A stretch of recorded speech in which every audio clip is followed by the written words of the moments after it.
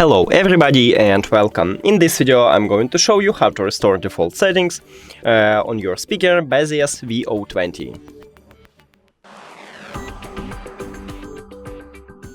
And let's get started with open the application, and I wanna change something so let's say I wanna change a mod to vocal mode, ambient light to a custom one, let's make something like this one.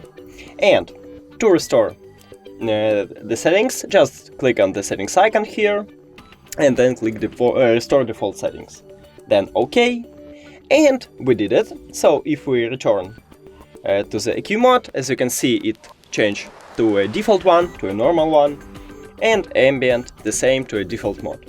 That's it. Thank you for watching this video. If you found it helpful, please consider subscribing to channel and leave the like on the video. It's really important to us. See you later.